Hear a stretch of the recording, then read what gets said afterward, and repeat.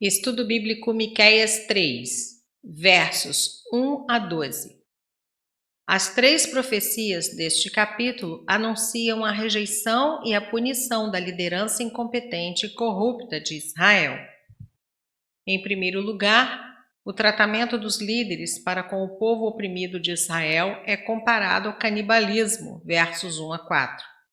Em segundo lugar, os falsos profetas que lideraram o povo na direção errada são condenados, versos 5 a 7, e contrastados com Miqueias, que profetiza revelações verdadeiras da parte de Deus, verso 8. Finalmente, os líderes políticos e religiosos corruptos são condenados e sua complacência castigada, versos 9 a 12. Versos 1 a 4. Miqueias volta ao assunto das injustiças sociais, não mais falando sobre os proprietários de terras, mas tocando agora nos governantes da nação de Israel, que conhecem a justiça de Deus, entretanto não a praticam. Trocam o bem pelo mal, extorquem o povo até o último centavo e o oprimem. Por esse tipo de atitude, o Senhor desviará o rosto deles e não lhes responderá. Quando o dia do juízo chegar, eles gritarão, mas não terão resposta da parte de Deus. Verso 4. Não os ouvirá. Da mesma maneira que os magistrados se recusaram a ouvir os clamores dos oprimidos, assim também Deus se recusará a ouvi-los no tempo do julgamento. Naquele tempo, a hora do castigo, a invasão dos assírios. Versos 5 a 7.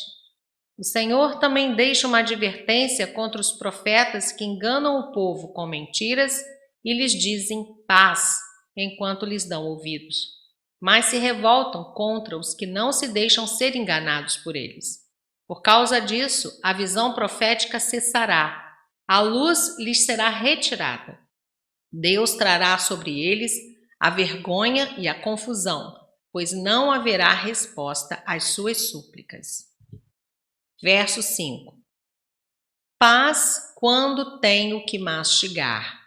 Esses falsos profetas eram oportunistas que ajustavam os seus pronunciamentos de paz e segurança aos desejos daqueles que os alimentavam. Ver Jeremias 28. Versos 6 e 7. Aqueles que tinham profetizado falsamente serão julgados e envergonhados pelo silêncio de Deus. Versos 8 a 10. Pelo contrário, Miqueias fala que ele profetiza em o nome do Senhor e que o pecado da nação se tornou evidente demais para ser encoberto de alguma forma. Ao contrário dos falsos profetas que foram calados, Miqueias recebeu do Senhor o poder divino, 1 Coríntios 2,13 e 2 Pedro 1,21, mostrando o contraste entre seu poder e o dos líderes ineficientes de Israel.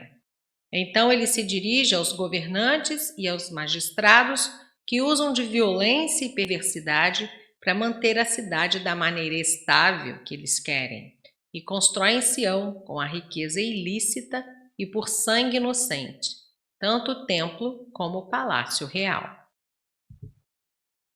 Versos 9 e 10. Surpreendente predição sobre um futuro ainda distante.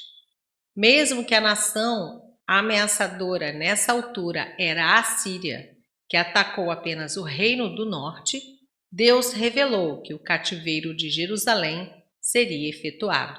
Ocorreu cerca de 140 anos depois.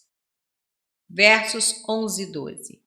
Ele se dirige aos magistrados que julgam por suborno, aos sacerdotes que não exercem seu ofício como deveriam e praticam uma falsa religião, aos profetas que profetizam por dinheiro e não o que Deus manda de maneira espontânea e a que ainda acham que o Senhor os apoia.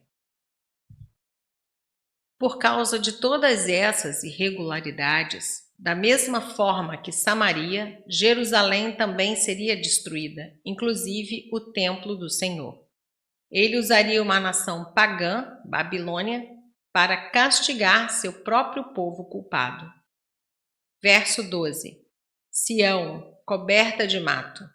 Esta profecia foi proferida nos dias de Ezequias, Jeremias 26, versos 17 a 19. Visto que Ezequias se arrependeu em 701 a.C., o julgamento foi adiado até 586 a.C.